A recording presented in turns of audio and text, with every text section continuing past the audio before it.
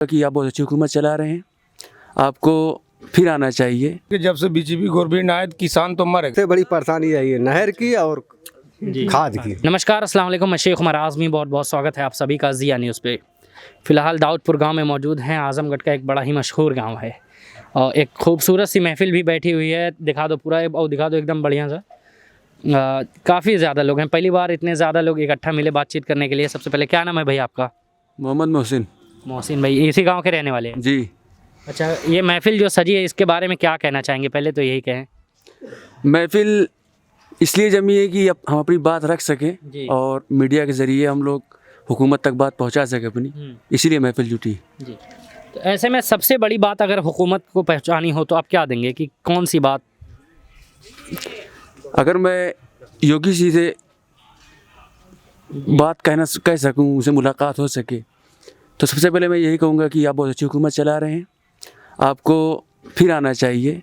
और हम लोग अगर वोट की बात करेंगे तो वोट बीजेपी को देंगे। अच्छा जी। किन बात को लेके वोट बीजेपी को देंगे आप? वोट इसलिए बीजेपी को देंगे कि बीजेपी की हुकूमत एक ऐसी हुकूमत है जी। कि सबको अपने अपने धर्म को की बचाने की हिफाजत बढ़ गई। अच्छा। जैसे मुसलमान एक्टिव हो गया कि अब अपने धर्म को बचाना है, अपनी मस्जिद को बचाना है, अपने मदारिस को मकाती को बचाना है।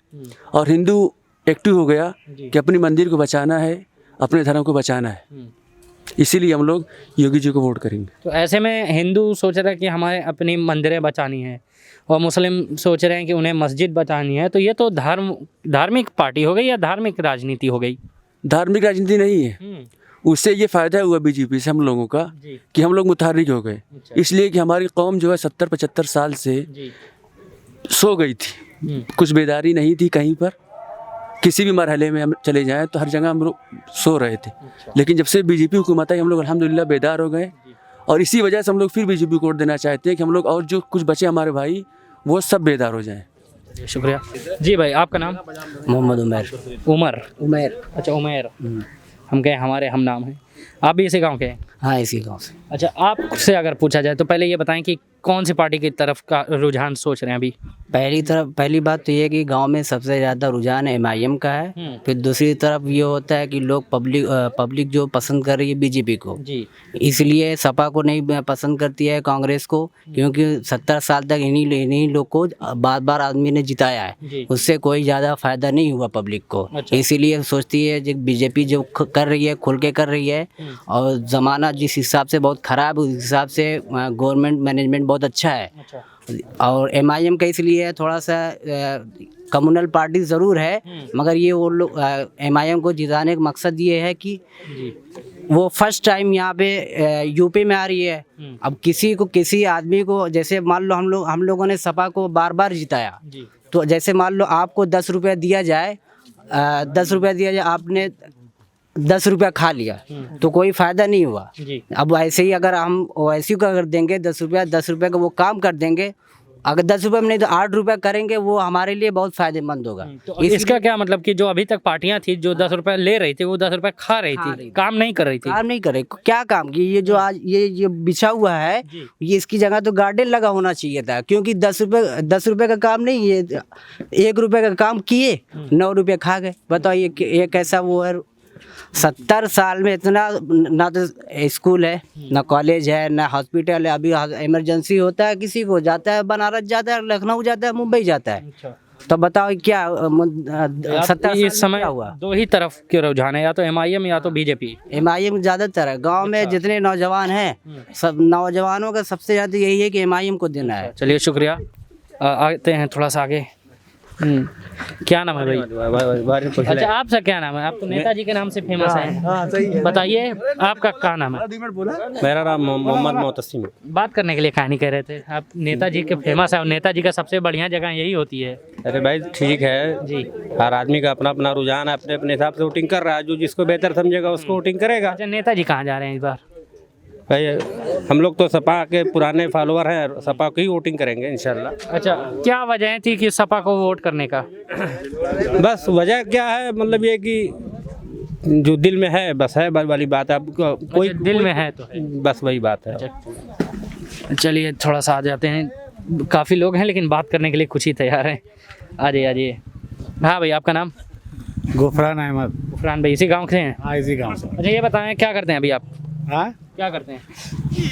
कंपनी में काम करता हूँ। अच्छा, कौन सी कंपनी में? मैं तो औरंगाबाद रहता हूँ। अच्छा अच्छा, ये बताइए अभी महंगाई जितनी बढ़ी हुई है, सबसे ज़्यादा महंगाई में अगर सामान कोई लेना होता है तो सबसे ज़्यादा परेशानी किस चीज़ में होती है? महंगाई, पेट्रोल महंगा है, डीजल महंगा है, जी गैस महंगा है, टिकट महंगा है, रेलवे टिकट महंगा है, सब तो महंगा है। जी। हाँ, तो मैं सबसे ज़्यादा पूछा, जैसे हमें महंगी कर दिए ना, जी। सब महंगा है। अच्छा। हाँ, हर चीज महंगा है। जी। तो महंगाई को लेके अगर ऐसे बहुत ज्यादा है जैसे भाई। भाई ने कहा कि बीजेपी की हुकूमत बहुत बढ़िया चल रही है, हाँ। और इसी हुकूमत में महंगाई भी बढ़ रही है, तो क्या कह रहे हैं आप? क्या चाहना, जैसे बीजेपी आए या महंगाई की वजह से क्या कुछ कहना है इस पे?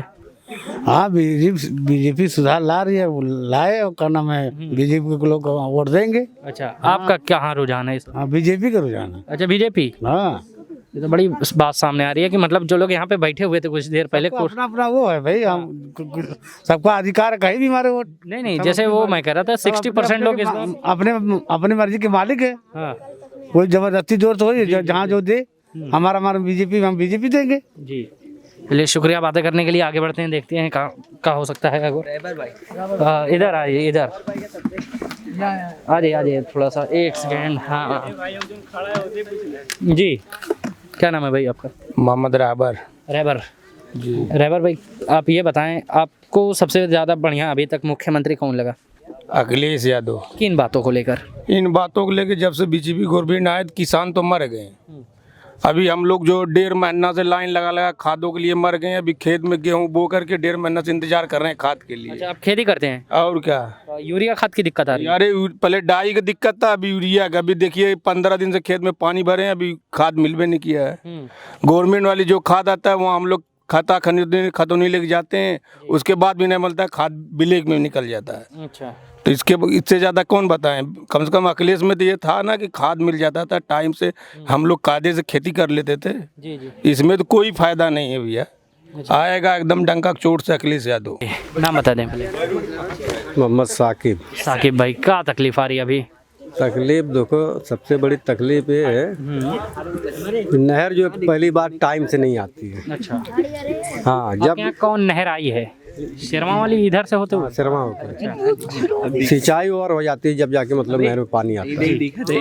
हर कोई ट्यूबवेल से पानी मतलब जब खेत में डाल लेता है, जब जाके मतलब नहर आती है। यानी कुछ मतलब नहीं है नहर का। जी। दूसरी चीज़ है खाद, जो है खाद को लेकर यार कम से कम 5-6 मरतबा आदमी सोसाइटी भी आता है, खाद आई है कि नहीं, दुकान पे जाता है, खाद आई कि नहीं है। फिर पता चलता है सोसाइटी में खाद आई है, जाओ वहाँ पे नंबर लगाओ।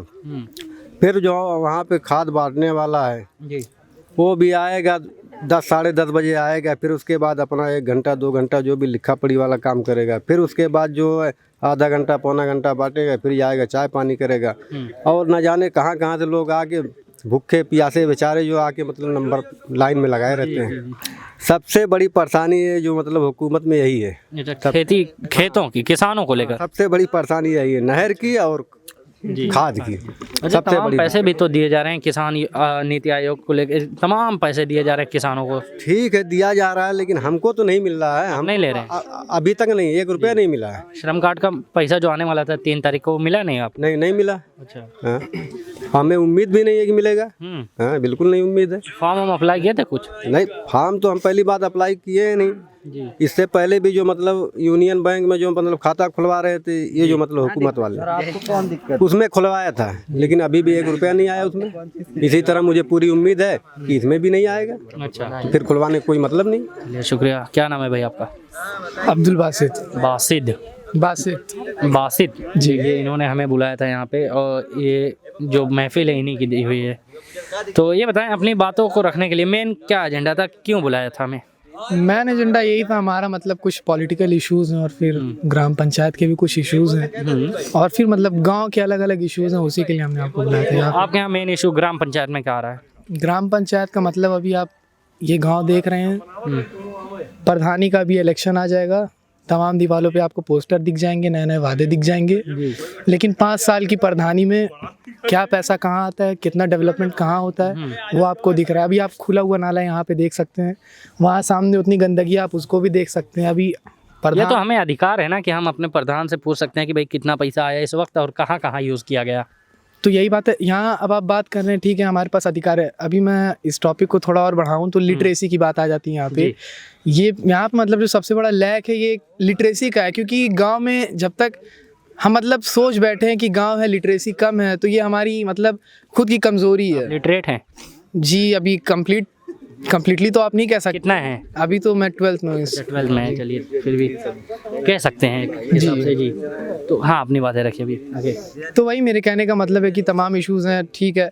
अभी जैसे लॉकडाउन हुआ था तो फिर गवर्नमेंट की तरफ से भी कुछ आ रहे थे, मतलब राशन आ रहा था और भी दूसरी चीज़ें जो मतलब गांव तक पहुंचाई जा रही थी, हमारे गांव तक नहीं आई। अब ये मतलब अभी इस बात की कुछ तहकीक तो नहीं हुई कि ये खाया किसने, ये बीच में तहसील पे खाया गया या फिर गांव में खाया गया, इस चीज़ की हमें मतलब अभी किसी भी तरह की कोई जानकारी नहीं है। अच्छा जी।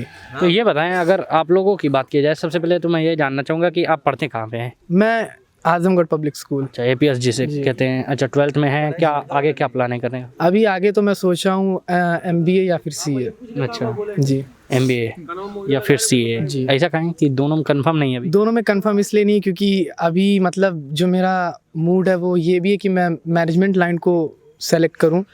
और अभी दूसरी तरफ आप देखेंगे तो MBA करने से बेहतर है कि कॉमर्स में मतलब किसी भी फील्ड में अगर आप जाते हैं तो फिर बेहतरी इसी में होती है कि उसका जो मतलब आखिरी दर्जे की जो पढ़ाई होती है आप उसको हासिल करें, तो इसीलिए।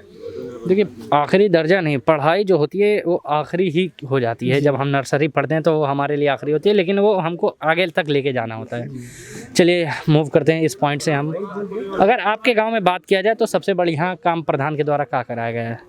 सबसे बढ़िया काम अभी फ़िलहाल तौर पे आप ये कह सकते हैं, अभी मतलब जल्दी प्रधानी का इलेक्शन हुआ था तो जो हमारे नए ग्राम प्रधान चुने गए हैं दाऊदपुर के जगनू कुमार जग्गा, तो उन्होंने अभी यही काम कराया कि मतलब तमाम जगह जहाँ पे लाइट्स नहीं थी वहाँ पे लाइट्स लगाई हैं। मतलब कॉर्नर है गांव का जो थोड़ा एक अभी जिस इलाके में आप, ये गांव का एक तरफा इलाका है, तो यहाँ पे 3-4 जगह उन्होंने लाइट लगवा दिया है, तो मतलब इससे काफ़ी रात में सपोर्ट एक होता है। अच्छा जी। तो अभी नए हैं तो इतना काम कर दिए हैं, उम्मीद है कि आने वाले वक्त में भी काम करेंगे। जी।